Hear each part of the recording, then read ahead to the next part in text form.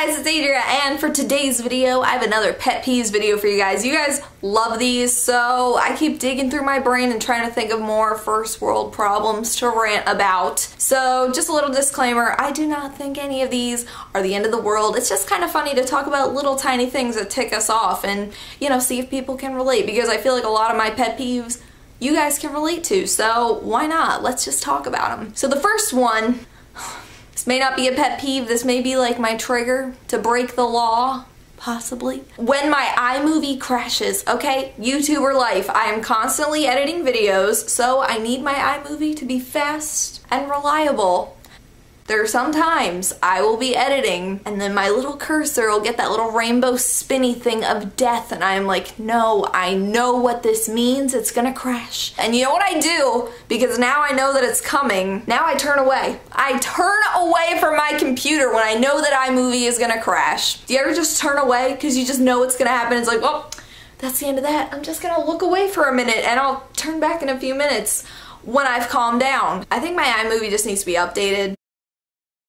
I think that's the issue. But nonetheless, it's frustrating. And it does it every single time when I put in a text, when I edit it to not fade in. Because you know how you can edit the text to either fade in or it just kind of pops on the screen? I like my text to just kind of pop on the screen. So when I edit it to do that, it goes crash. And then it says, iMovie quit unexpectedly. I'm like, it wasn't unexpected for me. I saw this coming. Another pet peeve is bad customer service. And this is something that I don't have a ton of experience with because I feel like for the most part, most places you go will have decent customer service. I mean, you know, I've gone to Dollar Tree a few times. I've been all like, hi, how are you, to the clerk, and then literally they'll say nothing. But I'm just like, you know what, it's Dollar Tree. What do you really expect? So recently I went to Chick-fil-A. Let's just say spicy things don't always agree with me. So your girl decided to get just a grilled chicken salad. I didn't want the spicy southwestern one. Brandon loves that one. But for me,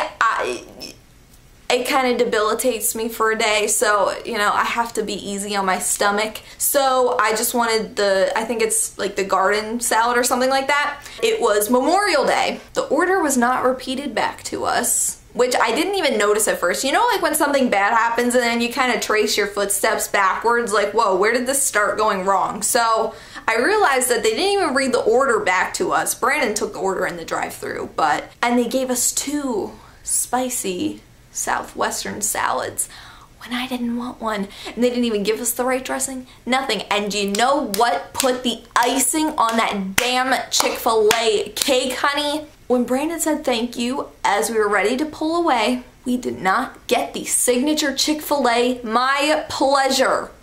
We didn't get it. Brandon looked at me and he was like, where's the My Pleasure? Where's my pleasure? I was shocked because every time I've been to Chick-fil-A, I love hearing My Pleasure. Anyone else? I feel like Chick-fil-A is nicer than 90% of my family. I love going to Chick-fil-A. I look forward to it. The employees are always so nice and I love them. I want them to come home with me and like share this food with me.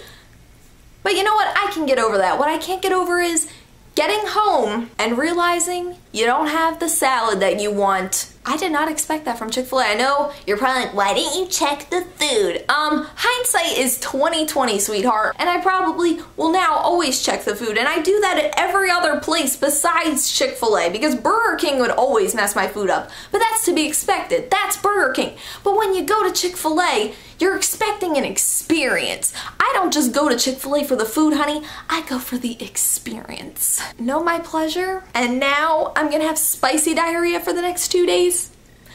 Thank you, Chick-fil-A.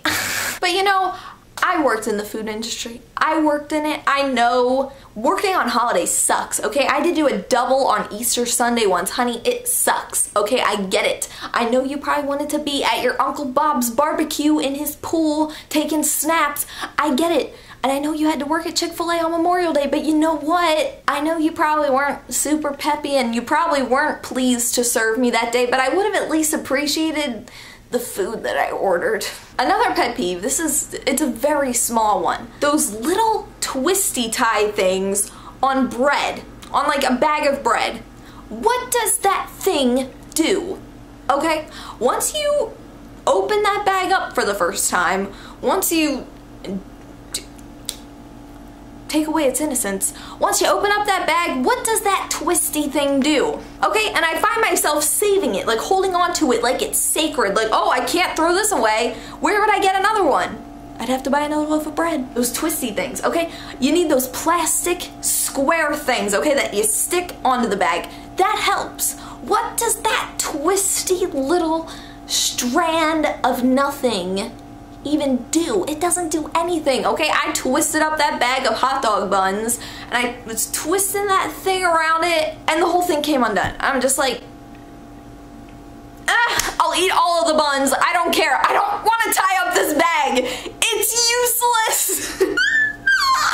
It's so useless, you guys. Why do they even make that? Okay, this is a pet peeve, but I'm pretty sure it's only a pet peeve because I'm slightly butthurt about it. That I never learned this myself in school, but when I ask somebody how many days are in a certain month, like maybe it's the beginning of a month and I'm just like, how many days are in June? And they're just like, they sing that little jingle. I don't even know how it goes, to be honest, but if you know it, you know what I'm talking about. They say like, oh, 30, 31, 30, I'm just like, what? Like when? Where did you learn that? I never learned that. I was learning the periodic table when you were off learning that. I don't know what that is. Sorry, I am in my 20s and I don't know how many days are in June.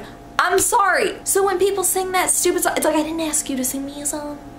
I just asked you how many days were in the month. That's it. That's it. It's like, what? That's like asking somebody how many fingers they have and then being like, 1, 2, 3, 4. It's like, no. Oh. And again, I just want to reiterate.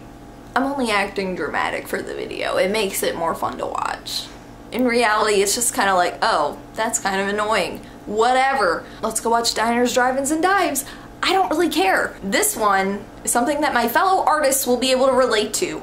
When you're drawing something in marker, and then you just get that tiny little line outside of the lines that you were doing, you know? I'm a perfectionist. And when I draw in like a cartoony kind of style. I like my lines to be kind of thick.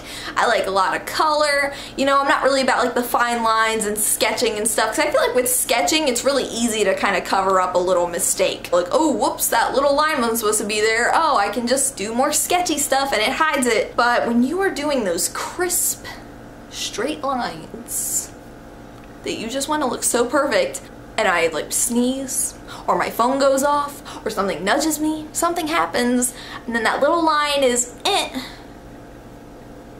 messed up forever, and I can't go back. And you know what's funny is I find myself wanting to like hit an undo button. I'm like, how do I undo this? Because, you know, like I'm so used to technology, like, oh, whoops, hit undo. And you know, I've come up with creative ways to fix those mistakes, to cover them up, to hide them. So I feel like I kind of use my artist brain in everyday life. Like, whoa, here's something really dumb and stupid. Let me try to turn this into something cool. It doesn't always work though. And my last pet peeve for today is when I clean something and then somebody just right away just destroys it. Do you remember the intro to The Incredibles when Mr. Incredible was like, I just cleaned up this mess, can we keep it clean for 10 minutes?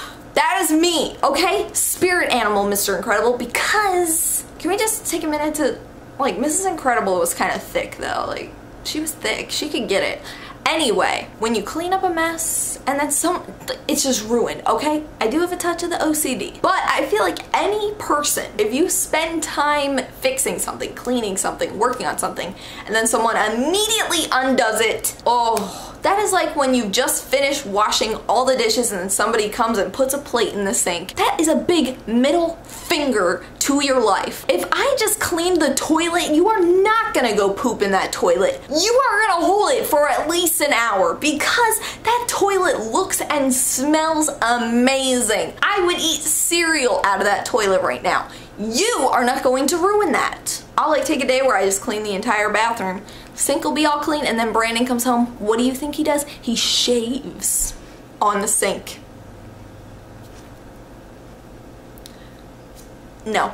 If I cleaned the bathroom, you are gonna be Bigfoot till next week. I'm sorry.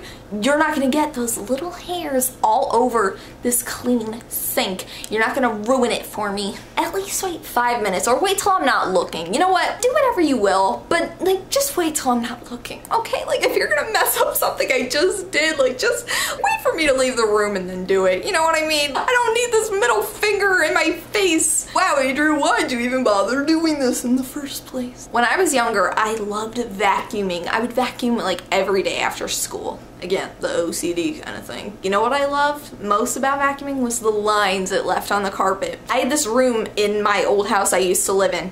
It had a white carpet and like white furniture, and the carpet would look amazing when you vacuumed it. Just crisp vacuum lines. It was a fluffy carpet. It just, girl, it was perfect. So when I would vacuum that carpet and then people would just go barreling through that room, and no, it wasn't even like a living room. There was no entertainment in there whatsoever. It was literally like a little, you know those like grandma rooms where literally there's just couches and a table and like, oh look, a little bookshelf. Like there's nothing in there. There's nothing in there for you. There is no reason to go in this room.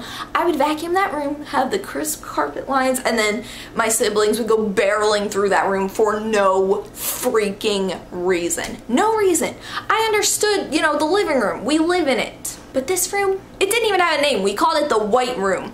It had no purpose. There was nothing in there, okay? Nothing. There was a plastic plant in that room, okay? Like just, so when people would walk on those carpet lines, honey, God bless you, because I'm in my room screaming into my pillow. I'm gonna be one of those people, if I ever have a super nice house, like, let's pray. I'm gonna have a room that people are forbidden to go in, okay? I just want it to look aesthetically pleasing. I wanna have like super nice furniture and a carpet with vacuum lines in it. But like, guess what? You're not allowed in there. This is my aesthetic room. This is my, okay, this is so pleasing right now, room.